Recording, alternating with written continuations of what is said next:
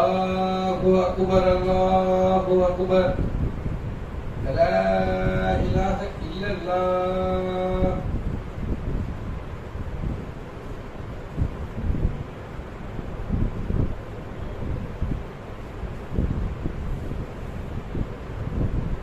Assalamu alaikum warahmatullahi. Innal hamdalillah nahmaduhu wa nasta'inuhu wa nastaghfiruh wa na'udzu billahi min shururi anfusina wa min sayyiati a'malina. Man yahdihillahu fala mudilla lahu wa man yudlil fala hadiya lahu. Wa ashhadu an la ilaha illallah wahdahu la sharika lahu wa ashhadu anna Muhammadan abduhu wa rasuluhu amma ba'd. கண்ணியத்துக்குரிய எல்லாம் அல்ல அல்லாஹ்வின் நல்லடியார்களே, அன்புக்குரிய சகோதர சகோதரிகளே,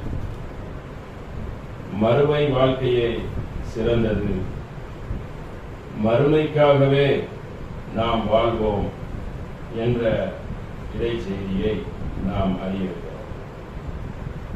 மறுமை வாழ்வு என்றால் இம்மையும் மறுமையும் மனிதனிடம் வந்து நிற்கும். குறிப்பாக ஒரு மூமினிடம், மறுமையை நம்பினவங்க தானே மூமின், இன்னொரு வாழ்க்கை இருக்குன்னு சொல்லி அதை நம்பக்கூடியவர்கள் தான் அந்த மூமினாக இருக்க முடியும். அப்ப அந்த உலக வாழ்க்கை வேணுமா மறுமை வாழ்க்கை வேணுமான்னு அந்த கேள்விக்குரிய எழுப்பினார். ஒரு மூமினுடைய பதில் என்னவாக இருக்கணும் என்றால், நான் ஆகிரத்து மறுமைக்காக தான் வாழ்கிறேன், இன்னொரு வாழ்க்கையில நான் வந்து என்ன செய்யணும், வெற்றி பெறணும். அப்ப இதுக்கு அர்த்தம் என்னவென்று கேட்டால், வாழணும்னு வார்த்தையால சொல்றது கிடையாது. தன்னுடைய வாழ்க்கையில் பல தவறுகளை குற்றங்களை மாற்றி அமைக்கும்.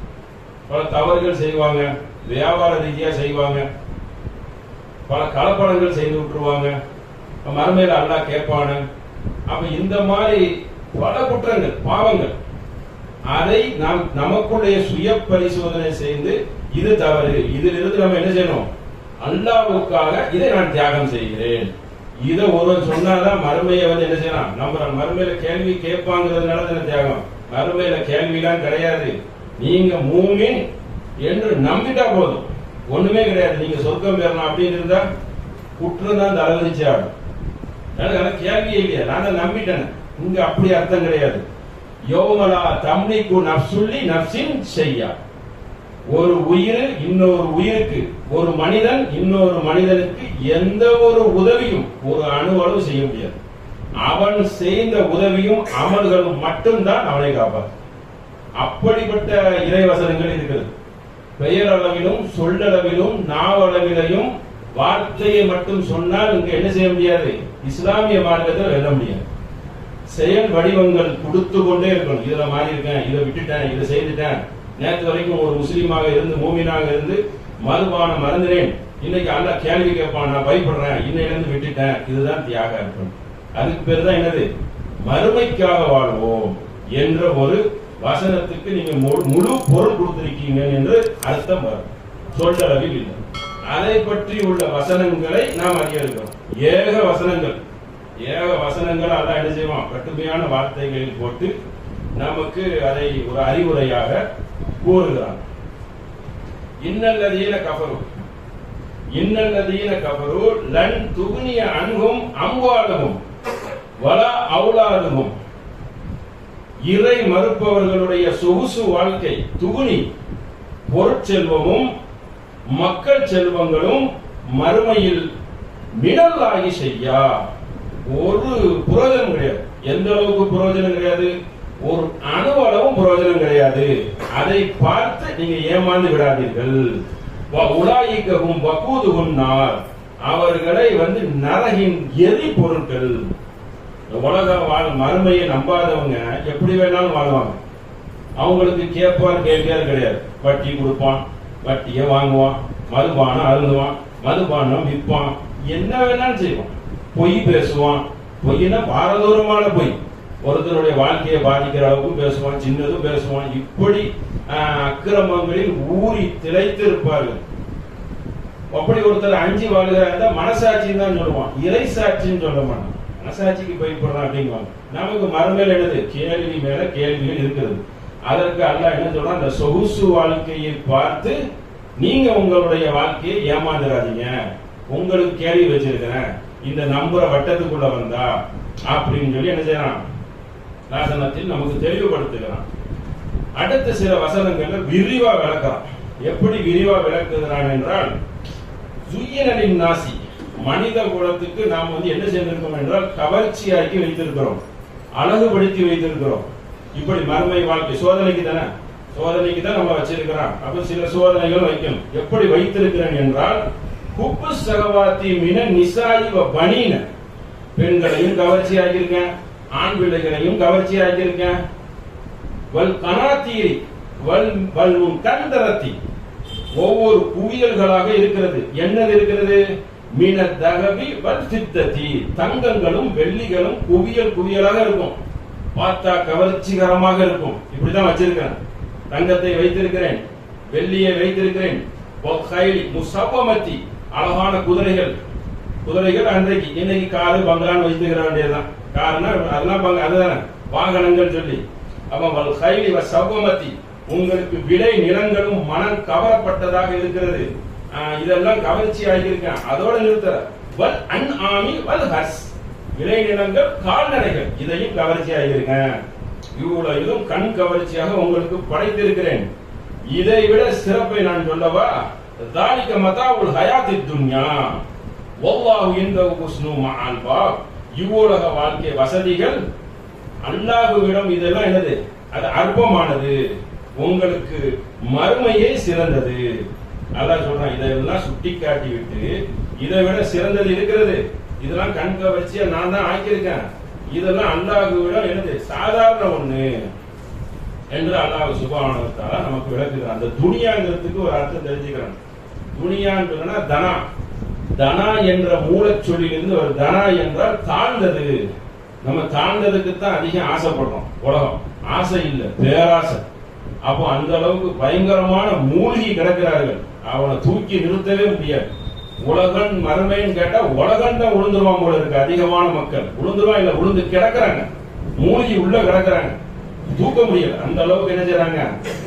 சொல்லளவில் இருக்கிறாங்க, தியாக அர்ப்பணிப்புல பின்னாடிதான் இருக்காங்க. அப்ப அல்லாஹ் இவ்வளத்தை என்ன செஞ்சிருக்கான்? ஜீனத்தில் நாஸ், கவர்ச்சியா வச்சிருக்கான். உங்களை சோதித்து பார்ப்பது, இதுல போய் விடுறீங்களா? தங்கம் வெள்ளி வாங்குவதற்காக என்னுடைய பெண் பிள்ளைகளுக்கும் இந்த பொருளெல்லாம் நான் சேர்க்கணும் என்பதற்காக தியாகம் எல்லாம் பண்ண மாட்டேன். பணம் எவ்வழியில் வருகிறதோ அவ்வழியே என் வழி என்று நான் முடிவெடுக்கிறேன். அதான் முக்கியம். தரமானத ஒரு மூமின் சாப்பிட முடியுமா? சாப்பிடுவானா? அப்போ அது விலகணுங்க. அப்போ அதை தடுக்கப்பட்டதிலிருந்து முற்றிலும் விலகணும். தடுக்காமல் சில விஷயங்கள் விட்டுருந்தாலும் பிரச்சனை இல்லை. அதுல ஒரு இத சட்டங்கள் வந்துடும். ஒரு இதை ஃப்ரீயா விட்டுருந்தான்னா நேரடியா தடுத்துட்டா இதெல்லாம் ஹராம், இதெல்லாம் ஹராம் நேரடி சொல்லில் இருந்தா, அதுவும் பொருளாதாரத்தில் பொருளியலில் இஸ்லாம் கூறக்கூடிய சட்டம் எப்படி? கட்டும் சொற்கள். சின்ன ஒரு சாப்பிடக்கூடிய ஒரு ஒரு பருப்பு வகைகளை கூட கலந்து கலப்படம் பண்ணி ஒருத்தர் விற்கிறாரு. கையை விட்டு நபிகள் நாயகம் பாக்குறாங்க, அதை பார்த்து கண்டிக்கிறாங்க. கண்டிச்சுட்டு போனா பிரச்சனை இல்ல, அதை கண்டிக்கிறேன்னு சொன்னா பிரச்சனை இல்ல. எண்ணெய் சார்ந்தவன் இல்ல, மண்கசைனா பரைசம் என்ன மோசடி செய்தவன் எண்ணெய் முஸ்லீம் இல்லைன்னு போயிட்டான். அப்ப இப்படிப்பட்ட ஒரு இதெல்லாம் என்னது ஆகரத்துல கேட்பான். இதெல்லாம் நீங்க எப்படி வேணாலும் வாழ்ந்துக்கிறதுக்காக மூமின் அனுப்பியிருக்கு. சாம தொழுது எஞ்சிரு நோம்பு வச்சிருந்தா அப்ப இந்த உலகம் இதெல்லாம் சாதாரண தானே, சேர்ந்துட்டு போயிடலாம. ஆன்மீகம் தானே, உள்ள பூந்து அப்படி சேர்ந்துட்டு போயிடலாம்ல 10ஓட 11. இதெல்லாம் வேடிக்கையாகும், கவனத்தில் வைத்துக் கொள்ள வேண்டும். அப்ப அதான் என்ன சொல்றான்? குல்பூர் நப்பிக்கும் ஹைரும் தாலிக்கும் இல்லதீன இத்தகு, அஞ்சக்கூடியவர்களுக்கு அல்லாஹ் தயாரித்து வைத்திருக்கிறான். என்ன தெரியுமா தயாரித்து வைத்திருக்கிறான்? ஜன்னாத்துன் தஜ்ரி மின் தஹ்திஹா அன்ஹார் காலிதீன ஃபீஹா, அவன் ஆறுகள் ஓடிக்கொண்டே இருக்கும். சொர்க்கத்தை படைத்து வைத்திருக்கிறான். வஸவஜு முத்தஹரத்துன், துணைகளை வைத்திருக்கிறான், தூய்மையான துணைகளை என்று சொல்லி சொர்க்கத்தை பத்தி அல்லாஹ் என்ன சொல்றான்? நர்மாராயம் கூறுகிறான். உங்களுக்கு இப்படிப்பட்டதை வச்சிருக்கேன், நீங்க ஒரு அற்பத்துல போய் விழுந்துட்டீங்க, அதுக்காக வாழக்கூடாதுன்னு இல்ல, ஹலாலா வாழ்ந்தாங்கிறதா கேள்வி, தியாகம் செஞ்சாங்கிறதா கேள்வி. மறுமை அச்சத்துக்காக இம்மையில் நான் இதை விட்டுட்டேன், அதை விட்டுட்டேன், இதை செய்ய அதை விட்டுட்டேன் அப்படின்னு ஒரு பட்டியல் இருக்குல்ல.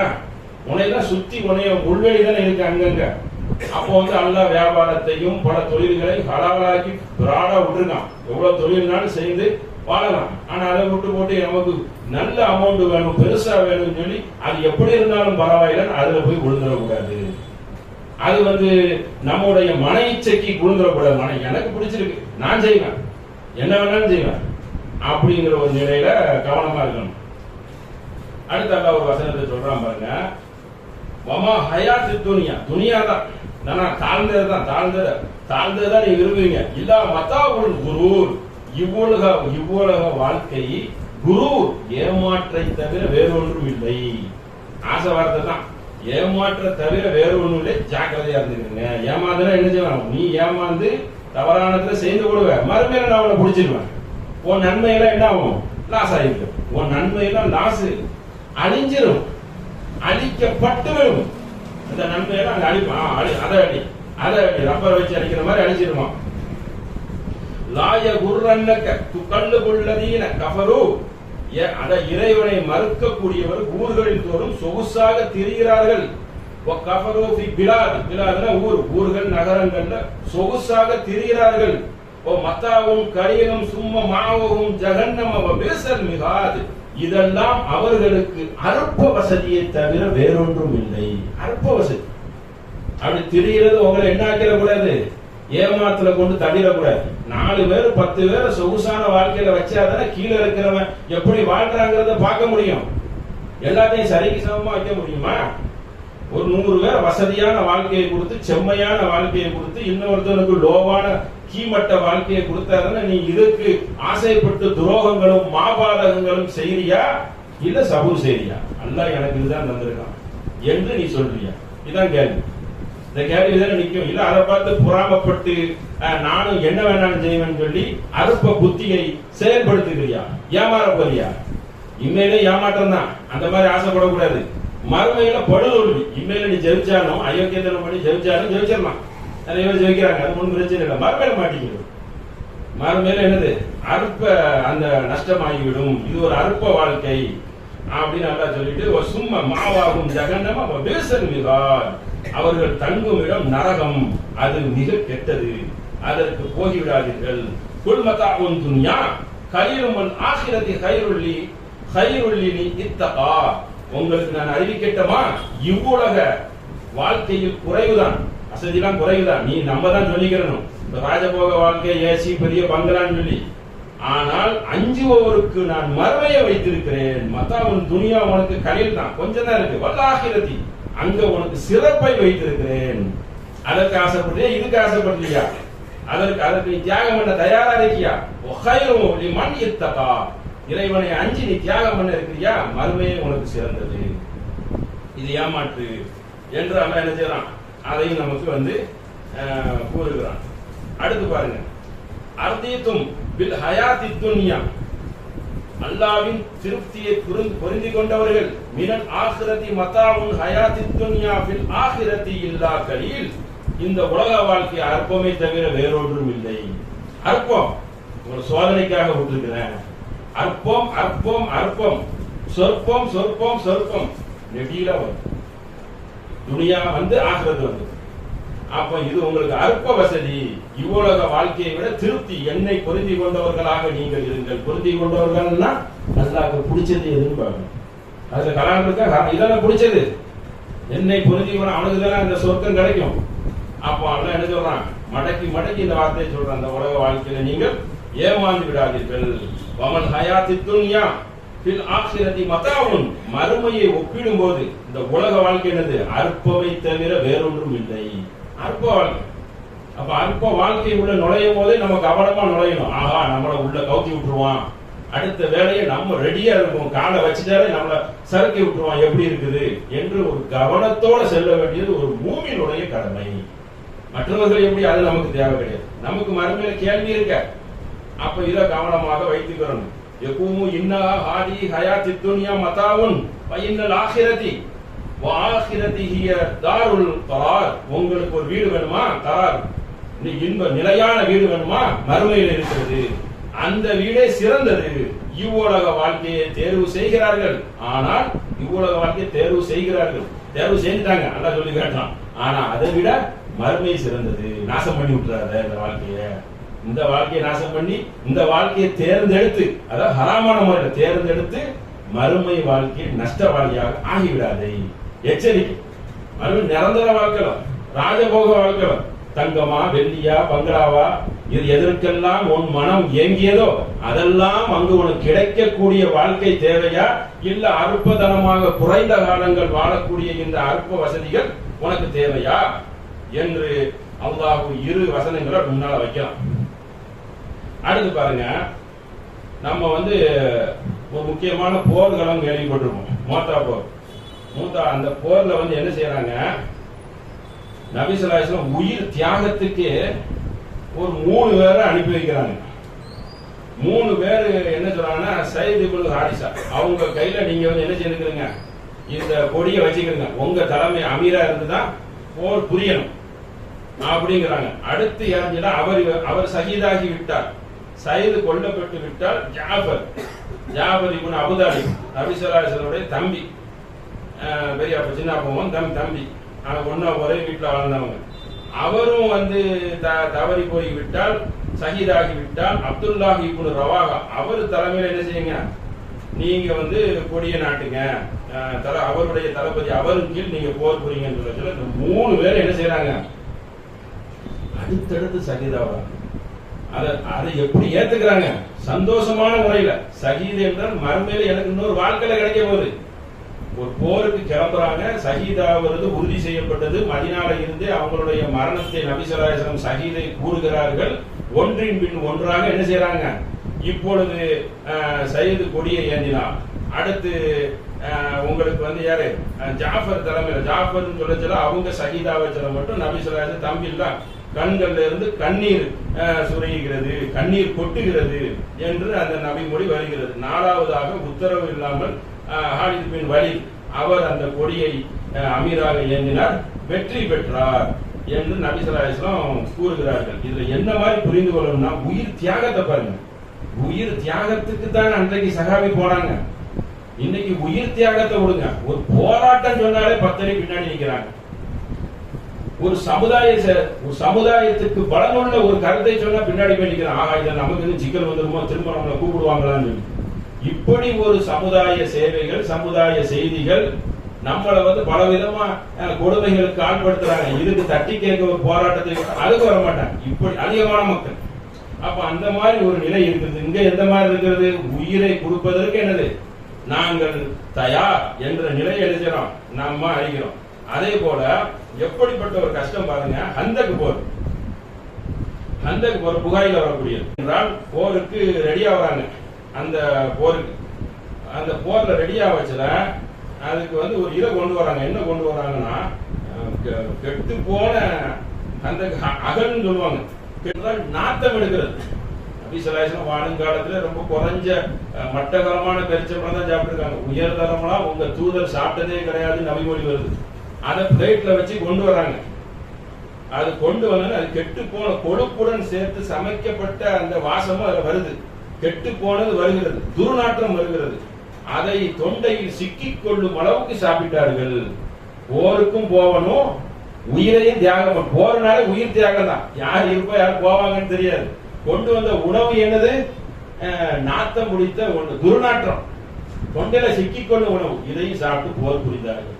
இதற்கெல்லாம் காரணம் என்ன, மறுமை வாழ்க்கை தான். அவங்களுக்கு இன்னொரு வாழ்க்கை இருக்கு, இன்னொரு வாழ்க்கை இருக்குங்கிறது அந்த உள்ளத்தில் பதிந்து போய் நின்றதுனால என்னாவது, அதற்கு அவர்கள் தயாராகிறார். அனைத்து துறையிலும் தயாராவார். இந்த இறுதி நாள், இந்த மறுமை நாள்ங்கிறது உள்ளத்துல நிக்கணும். இந்த யோமு வந்துட்டால யோமில் ஆகிர் நல்லா சொல்லிடுவோம். ஆமன்து பில்லாஹி இந்த யோமில் ஆகிர். இடையில ஜக்காத்து சலாத்தெல்லாம் வராது. காரணம் என்னங்கிறத இந்த நாள் நம்பணும். அதுதான் அடிப்படையில வந்துருங்க. தொழுகை ஜக்காத்துலாம் குரானில் ஏக வசனங்கள்ல என்ன வந்துரும் கேட்டனா, அது ஆமன பில்லாஹி வந்தா யோமில் ஆகிர் வந்துடும். அந்த இறுதி நாளை போடுறோம். இறுதி நாள் நம்பிக்கை என்பது வலுவான உட்காரணம். வலுவான முறையில் ஆணித்தனமாக உள்ளத்தில் இருந்தால் எந்த தியாகத்துக்கு தயாராகிடுவாங்கல்ல. எந்த தியாகம் செய்ய செஞ்சிருவாங்க, மறுமைக்காக நாங்கள் வாழ்வோம், அல்லாஹ்வின் திருப்புறத்தை நாடி வாழ்வோம்.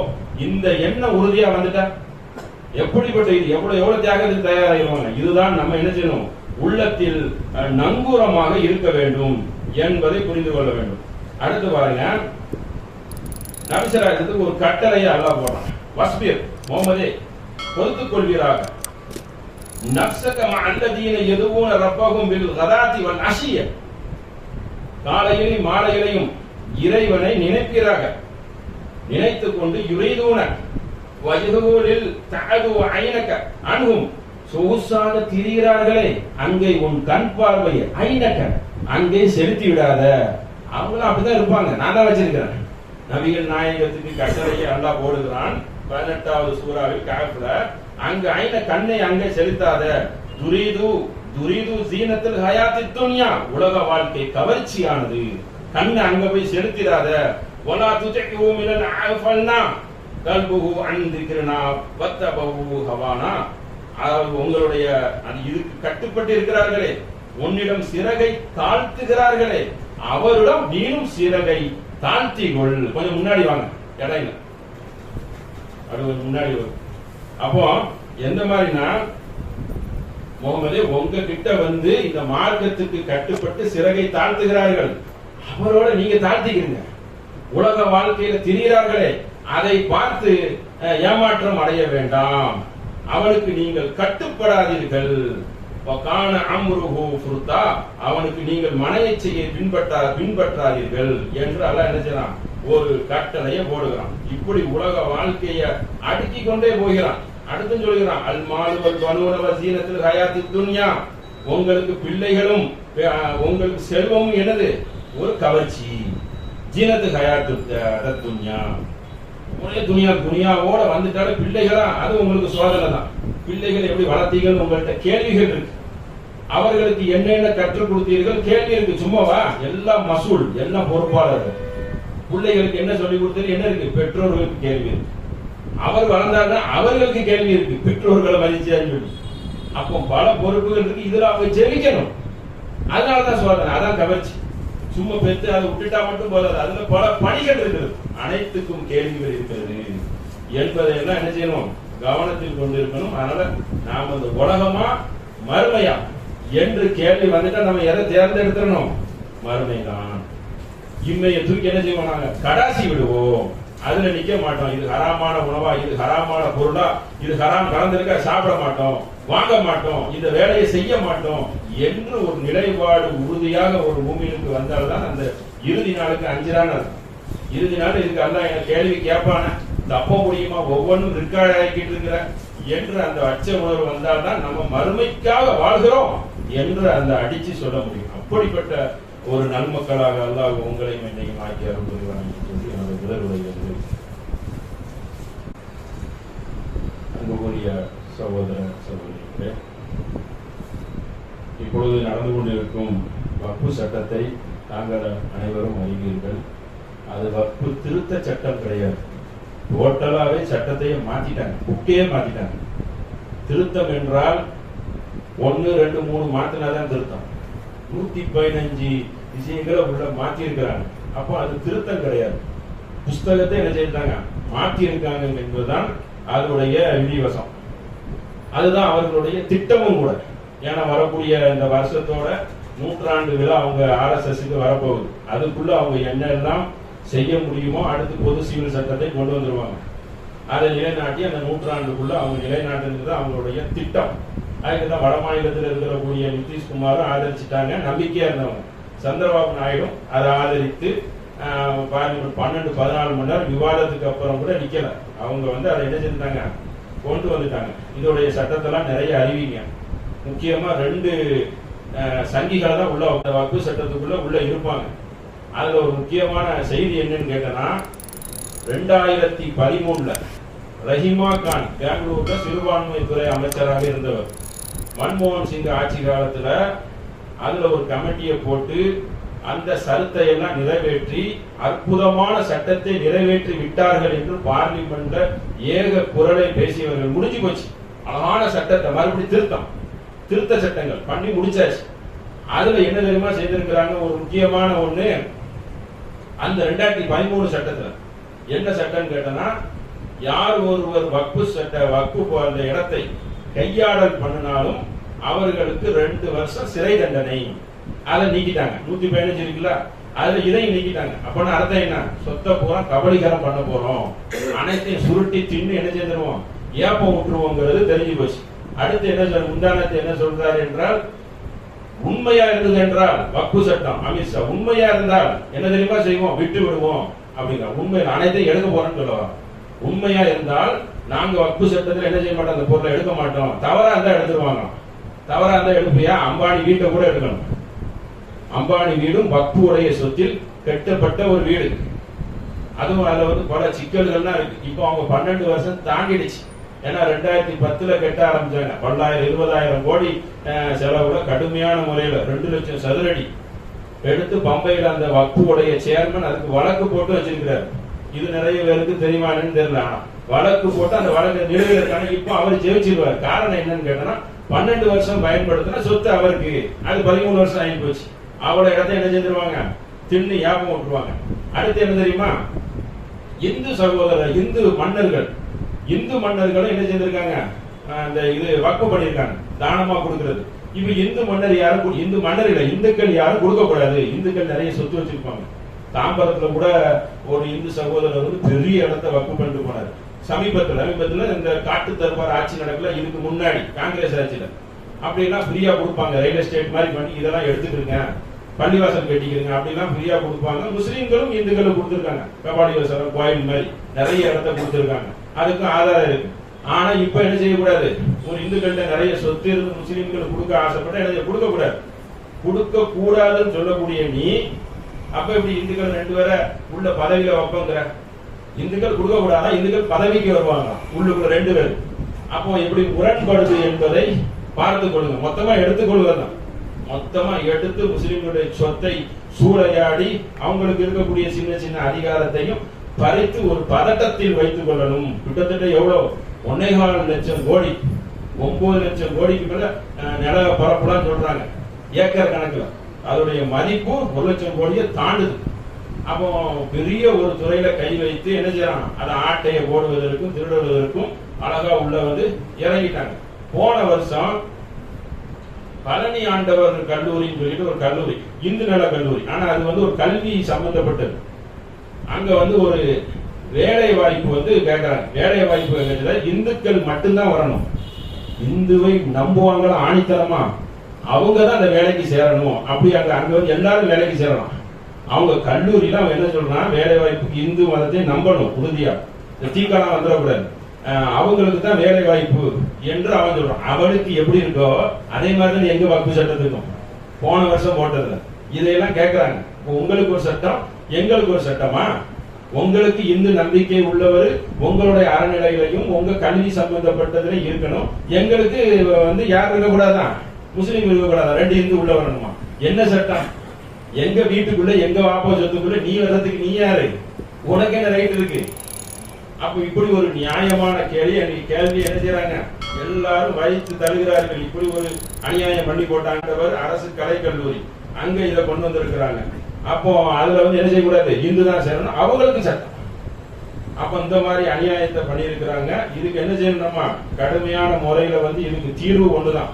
அந்த சாயிபால் மாதிரி சிஏ மாதிரி கட்டும் போராட்டம் பண்ணினால் மாறுறதுக்கு என்ன செய்யும், வக்ஃபு சொத்துக்களை என்ன செய்யறாங்க, சரியான முறையில அந்த ரஹீமா கான்ங்கிறவர் எடுத்து அதை வந்து சட்ட கமிட்டி போட்டு அதை அமைச்சு கொடுத்ததற்கு பாராட்டு பத்திரமே கொடுத்திருக்கிறாங்க, கர்நாடகா சேர்ந்தவர். அப்ப இப்படி எல்லாம் திருத்தம் பண்ணின ஒரு மசோதா, ஒரு சட்டத்தை திரும்ப எதுக்கு கொண்டு வரணும், அது திருடத்துக்கு தான் கொண்டு வரணும். திருடத்துக்கு உண்டான சட்ட திருத்தத்தை எல்லாம் என்ன செஞ்சுட்டாங்க, லாவகமா உள்ளே கொண்டு வந்து விட்டார்கள். அதனால மிகப்பெரிய அந்த இஸ்லாமிய மக்கள், நம்மளுடைய முன்னோர்கள் பல வீடுகள்லாம் கொடுத்துருக்காங்க. ஒவ்வொரு பள்ளிக்கு 7-8 வீடு இருக்கும். பிள்ளைங்க எல்லாம் இல்லைன்னா என்ன செஞ்சிருவாங்க, வசியத்து பண்ணிட்டு போயிருவாங்க, வக்ஃபுல எழுதி கொடுத்துருவாங்க. இப்ப அதெல்லாம் என்ன செய்யும், கேள்விக்குறியாக இருக்கும். அதை எப்படி எல்லாம் எடுக்கலாம், எப்படி எல்லாம் தூக்கலாங்கிறதுக்கு உண்டானதை ஏற்பாடு பண்ணிட்டாங்க. ஏற்பாடு பண்ணி அழகான முறையில் திருத்தம் பண்ணிட்டாங்க. இதை பெறணும். ஆனா ஒரு நன்மை ஒண்ணு செஞ்சிருக்கான். அது ஒன்னே ஒரு நன்மை. என்ன நன்மைன்னு கேட்டனா, இப்படி இருக்கிறதால இந்த சொங்கி முஸ்லிம்கள் இருப்போம், ஒண்ணுமே தெரியாம இருப்பான், பல ஜமாத்துகள் இருப்போம், போராட்டம் ஆவணம் கொஞ்சம் தட்டி எழுப்பியிருக்கான். இப்ப நமக்கு சொத்து போதுன்னு சொல்லி இந்த ஒயிட் காலரா பள்ளியிலே இருந்திருப்பான். வெளியே போராட்ட களத்துக்கு ஒரு துளி வேர்வை கூட செஞ்சிருக்க மாட்டான். இப்ப இந்த சொத்து போதுன்னு சொன்னது என்ன செய்வான், வந்து போராட்டத்துக்கு அழைத்தால் வருவார்கள். இன்னைக்கெல்லாம் ஜும்மா மஸ்ஜிதுல ராணுவத்தை கொண்டு குவிச்சு வச்சிருக்கோம். ஏதாவது பிரச்சனை சொன்னா இதான் சாக்குன்னு சொல்லி அடிச்சு தள்ளுறதுக்கு. பிரச்சனை அங்க பண்ண போறதே இல்லை. அப்புறம் தண்ணீர் புகையை வீசினா அந்த புகையை வீசினா கூட்டத்தோட கூட்டமா என்ன செஞ்சிருவாங்க, போட்டு விட்டுருவாங்க. ராணுவத்தை இறக்குறதுக்கு வேலை என்ன இருக்கு, மாஸ்க் பக்கத்துல கடுமையான பல பேரை கொண்டு இறக்கி விட்டுருக்கான். லத்தி கம்போடையும் ஆயுதத்தோட இறக்கி விட்டுருக்கான். வாய்ப்பு கிடைச்சா என்ன செய்யலாம், சும்மால ஏதாவது பேசுவாங்க அப்படின்னு சொல்லி கடுமையா இறக்கி விட்டுருக்கான். அப்ப இந்த மாதிரி ஒரு சூழ்ச்சிகார சட்டத்தை போட்டு, சூதுத்தனமான ஒரு சட்டத்தை போட்டு முஸ்லீம்கள் என்ன செய்திருக்கான், உதவி செய்ய வரான். எனக்கு உதவி செய்ய நீ யாரு? அப்ப இதெல்லாம் கவனத்துல வைத்துக் கொள்ளணும். இது ஒரு ஏமாற்றுத்தனமான சட்டம். இதற்கு எதிர்வினை என்ற போராட்டம். போராட்டம் என்ன சொல்லலாம், வெல்லலாம் என்று சொல்லி ஒரு தகவல் சொல்லி என்னுடைய உரையை நிறைவு செய்கிறேன். வாழ்க அஸ்ஸலாமு அலைக்கும்.